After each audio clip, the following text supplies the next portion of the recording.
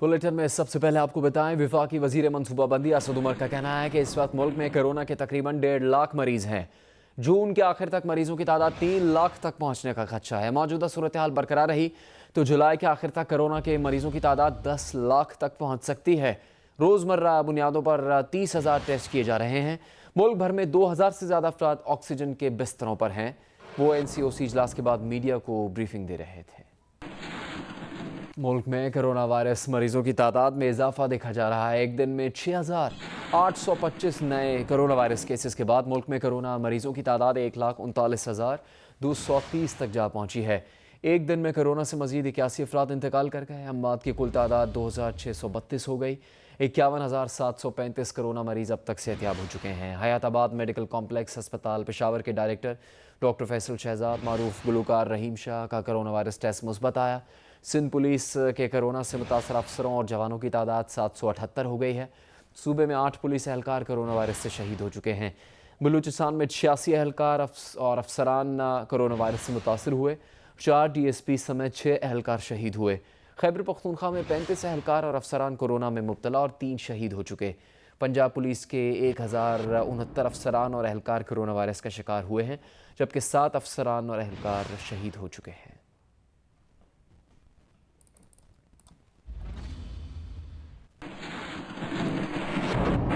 Corona virus से मुतालिक मज़ीद खबरें भी बुलेटिन में शामिल करेंगे। अभी बात करेंगे चीनी बहरान की। शुगर मिल्स एसोसिएशन ने यूटिलिटी स्टोर्स को 63 रुपये किलो के नर्ख पर चीनी देने से इनकार कर दिया। वजारत सनअत व पैदावार को जवाबी ख़त में लिखा कि वफाक की 63 रुपये किलो चीनी फराहम करने की तजवीज़ का कोई कानूनी जवाज़ नहीं है। अबूरी अदालती हुक्म के मुताबिक 25 जून तक 70 रुपये किलो से कम नर्ख पर 60,000 टन चीनी बेचने को तैयार है।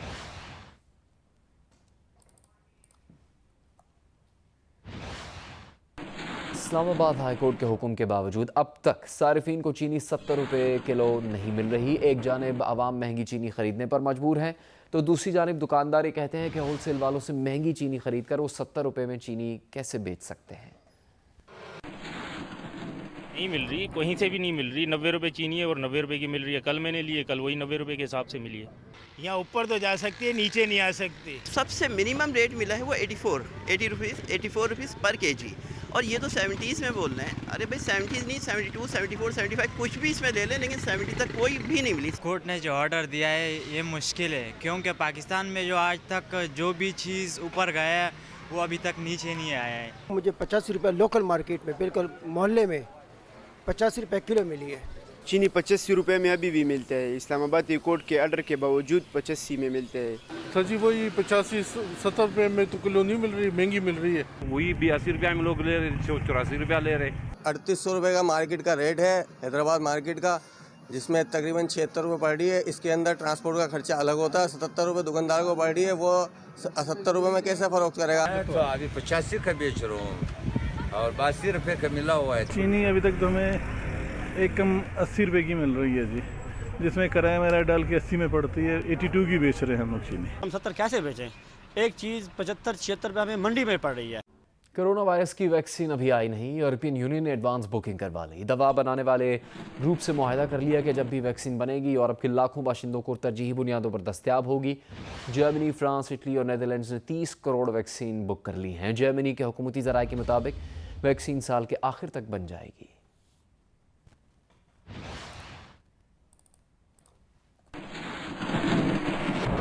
PTI रहनुमा फिरदौस शमीम नकवी का कहना है कि सिंध हुकूमत फिर सिंध कार्ड खेल रही है। कराची में प्रेस कॉन्फ्रेंस करते हुए उनका कहना था कि सिंध हुकूमत ऐसा तासुर देती है कि उन्हें हकूक़ नहीं मिल रहे। दुनिया की तमाम मईशतें कोरोना वायरस की वजह से सुकड़ गई। एक तरफ लॉकडाउन का कहा जाता है, दूसरी तरफ कहा जाता है मईशत दुरुस्त करें। उन्होंने IG सिंध को पीपल्स पार्टी का IG करार दे दिया।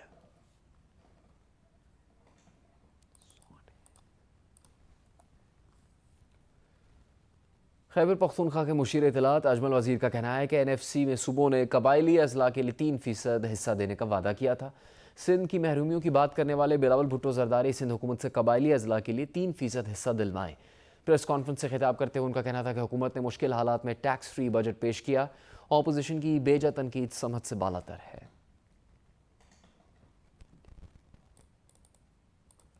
फिरदौस शमीम नकवी के सिंध हुकूमत पर इल्ज़ामात के जवाब में तर्जुमान सिंध हुकूमत मुर्तज़ा वहाब ने कहा कि पूरा टैक्स इकट्ठा ना करने की जिम्मेदारी वफाक को लेना होगी। वफाकी हुकूमत की नाअहली से सूबाई हुकूमतें मुतासिर हो रही हैं। जियो न्यूज़ से गुफ्तगू में मुर्तज़ा वहाब ने कहा कि कबायली अजला को वफाक की जानिब से मराद मिलनी चाहिए। अजमल वज़ीर आर्टिकल 160 पढ़ लें तो वो समझ जाएंगे। वफाक की जिम्मेदारी है कि वो कबायली इलाकों को पैसा फराहम करे।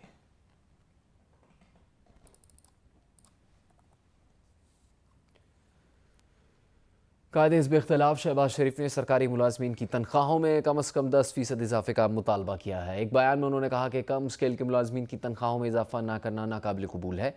महंगाई और सेहत के अखराजात बढ़ चुके हैं, ऐसे में सरकारी मुलाजमीन की तनख्वाह ना बढ़ाना नाइंसाफ़ी है।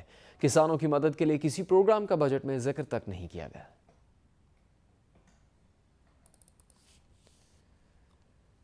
शहबाज शरीफ की तनकीद पर मामले खुसूसी डॉक्टर शहबाज गिल ने कहा है कि वज़ीर आज़म को सरकारी मुलाजमीन की मुश्किलात का एहसास है। हालात बेहतर होते ही सरकारी मुलाजमीन को रिलीफ दिया जाएगा। सेहत का बजट शहबाज शरीफ के दौर से दुगना हो चुका। अफरात ज़र सिंगल डिजिट में आ चुकी। पेट्रोल की कीमतें खित्ते में सबसे कम हैं। अपने दौर में किसान से 120 रुपये मन गन्ना हथियाने वाले किसान के कितने हमदर्द हैं, ये आवाम जानते हैं। पंजाब का अगले माली साल का बजट कल पेश किया जा रहा है, जिसमें कोरोना असरात के पेश नज़र 23 शोबों को टैक्स रिलीफ देने की तजावीज़ शामिल है।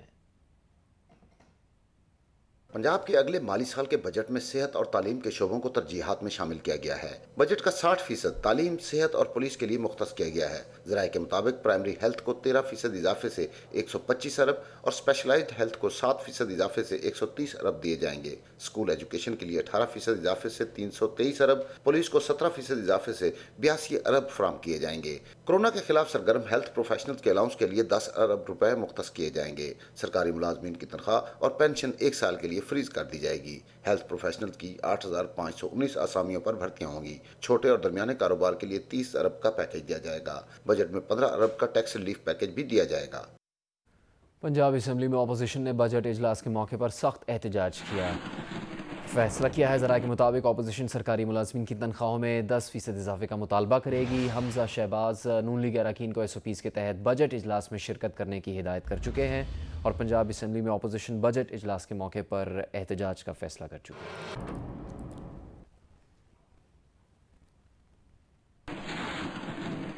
वफाकी वज़ीर बराए मवासलात और पोस्टल सर्विसेज मुराद सईद ने कहा है कि बजट में हुकूमत ने मुश्किल वक्त में बड़ा रिलीफ पैकेज दिया। वफाकी वज़ीर ने न्यूज़ कॉन्फ्रेंस में कहा कि NHA ने पिछले 20 माह में तकरीबन 11 अरब 90 करोड़ रुपए रिकवर किए। इस महकमे के रेवेन्यू में 33 अरब रुपए का इजाफा हो चुका। CPEC आगे बढ़ रहा है, नए मंसूबे आ रहे हैं। इस दफ़ा 57 बड़े मंसूबे शामिल किए गए हैं।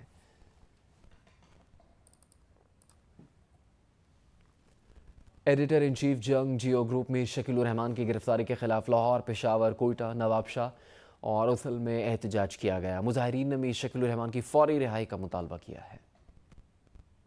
लाहौर में डिविस रोड पर जारी एहतजाजी कैंप में जंग जियो और डी न्यूज के सहाफियों, कारकुनों और मीडिया वर्कर्स ने शिरकत की।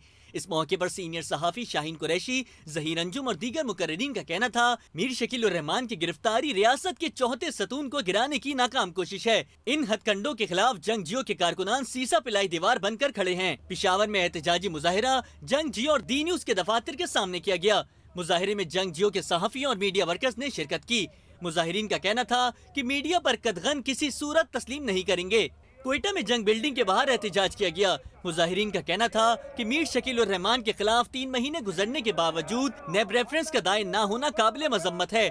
मीर शकील रहमान के केस में इंसाफ के तकाजे पूरे नहीं किए जा रहे।